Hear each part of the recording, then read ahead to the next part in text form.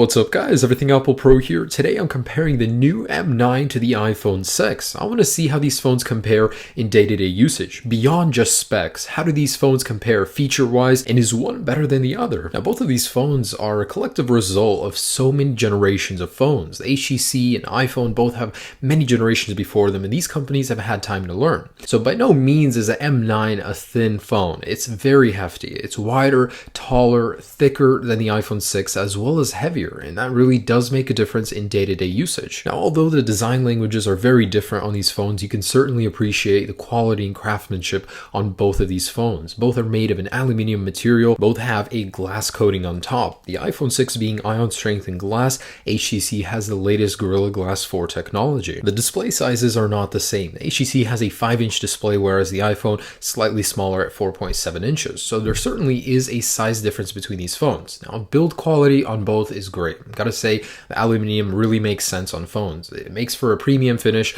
The iPhone 6 does not attract fingerprints on the back, and the HTC One M9 is a fingerprint magnet. I mean, the back is a jewelry grade finish, which takes 300 hours to complete, and that two-tone finish of the colors certainly looks great. HTC was really proud of their M8 series, so they decided to refine the shell even further. I mean, you could hardly tell this thing apart from the M8. They just decided it was that good. They rounded the edges slightly. They gave this thing a really nice finish. It looks great in the sunlight, and if you're worried about durability, don't be. The M9 and the iPhone 6 both stood up to my drop test. It was incredible just how far these phones went, and they survived. The HTC One M9, a slightly better one. I mean, the whole frame is coming apart, but that display, the Gorilla Glass, really can take a hit. When it comes to usability, the M9 has a really awkward power button placement. The volume buttons constantly get in the way. I'm confusing one or the other. Whoever decided to move them over from the other side hasn't been using this thing himself. One-handed use on the M9 is surprisingly good. The concave back and thicker frame of the phone allows you to grip it easier. Although there's no dedicated one-hand use like the iPhone, it's not too bad. I guess you could say that's one of the benefits of having a slightly thicker phone. It's easier to hold. Now the iPhone 6, being a slightly smaller phone, is also very comfortable to hold with one hand and use.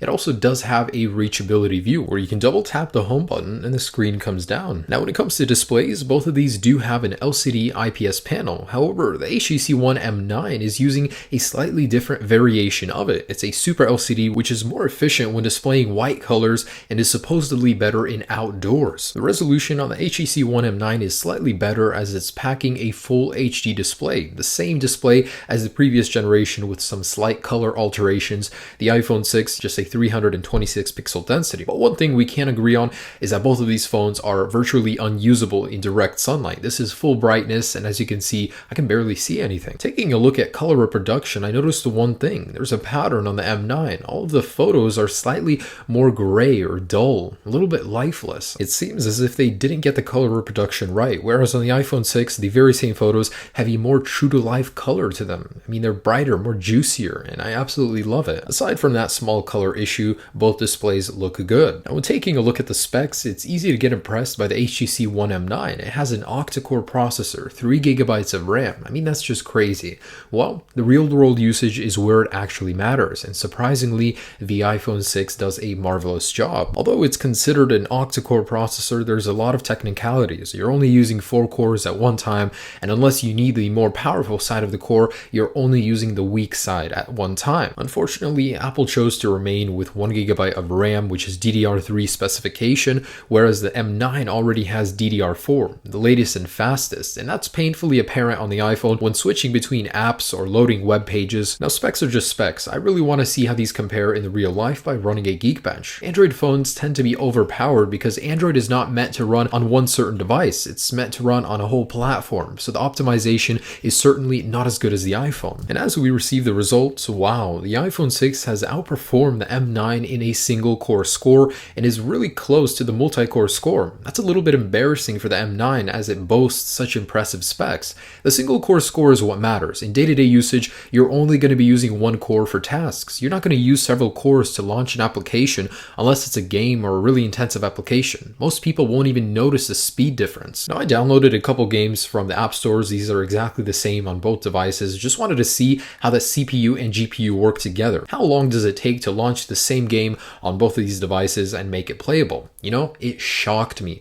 The iPhone 6 did so much better. Despite the multi-core score being better on the M9, it was playable long before before the HTC One M9. I really don't understand how a phone so powerful takes so much longer to load the same game. Is the game just not optimized for the phone well? Is the phone not optimized for gaming very well? Who knows, but the iPhone loaded about 4 times faster. And here's the very same test with Temple Run 2. Although the time varies between games, I noticed one consistent result is that the iPhone loads every game faster than the HTC One M9, which really surprised me because of all the specs HTC is boasting about the M9. And that speed difference was also apparent when loading web pages. It could be that the Java engine is just better on the iPhone, but I certainly noticed a difference in loading web pages. The iPhone was faster in most tests. On the wireless side of things, results were pretty consistent between both devices. Both have the latest AC standard. However, the M9 has slightly newer Bluetooth technology, an FM radio, and an infrared blaster. Now let's talk camera. Sometimes bigger isn't always better, and in this test I'll show you guys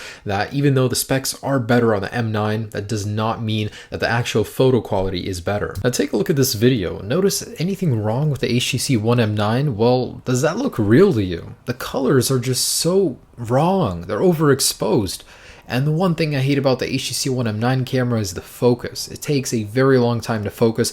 Continuous autofocus doesn't work very well. The iPhone does a really good job of tracking subjects when recording video, and that translates over to taking pictures as well, all thanks to those focus pixels. As you'll notice, the color is more true to life on the iPhone 6 photos, and the iPhone 6 does a much better job of taking photos of a moving subject. So when it comes down to specs, as you guys can see, that doesn't mean everything. When it comes to the camera, megapixels don't mean better quality. So that 8 megapixel sensor on the iPhone 6 does a very good job of taking quality pictures true to life color. Selfie mode on the HTC One M9 is actually really cool. The front facing camera has an ultra wide mode, which is really nice to have.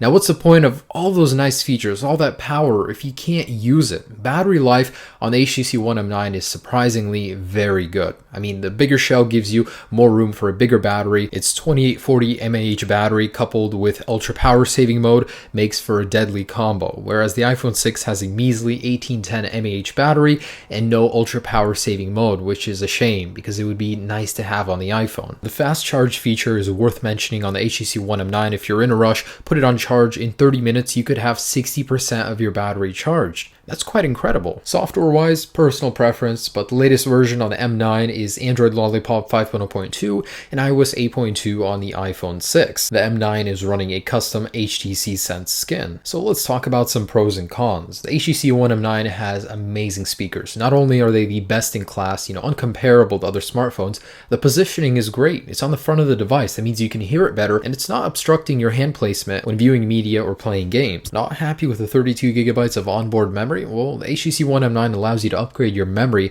at your own will, something the iPhone 6 is clearly lacking. HTC provides an incredible program for the M9. If you break it, if you drop it in water, you can get it replaced absolutely free. Redeemable only once, but uncomparable to the costly Apple Care plan. And again, the speakers are just amazing. You gotta hear this thing in person. Stereo speakers on a phone, best idea ever. Now, what I don't like about the M9 is it gets really hot. If you're using this thing in a game, watch movies, browse the internet for a while, you'll notice it gets a little toasty in your hand. And that power button positioning is terrible. Whoever thought to put the volume rockers on the right side right above the power button has clearly not used this device himself. Now, the iPhone has Touch ID. HTC One M9 has nothing comparable, no fingerprint sensor.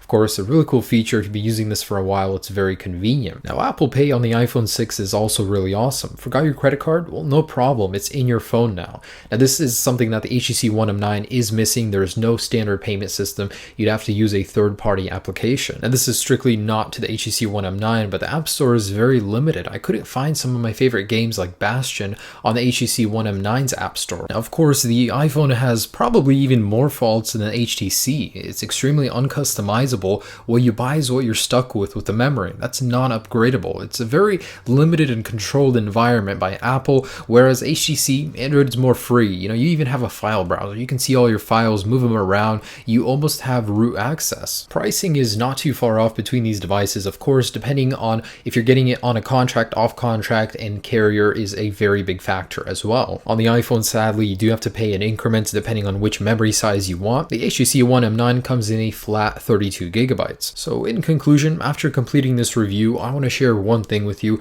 and that's never trust the specs. When HTC just announced this thing, everybody was ecstatic. I mean, this thing was powerful, it was beautiful, but when we actually have it in in hand comparing to the iPhone 6, it's not as amazing as it sounded. The specs don't always matter. It's how these devices compare in the real world and how they fit your needs. One isn't necessarily better than the other. Each have their own merits, their own exclusive features, and it's how they fit your life and your needs that really matters. Although I gotta say, I was really impressed. The iPhone 6 is a truly worthy contender to the HTC One M9. It can do almost everything it can, and it's a very fast phone. Thanks for watching, guys. Hope I helped you decide, and be sure to check out the drop test between the M9 and iPhone 6. Hope you enjoyed this video. Have a great day. Peace.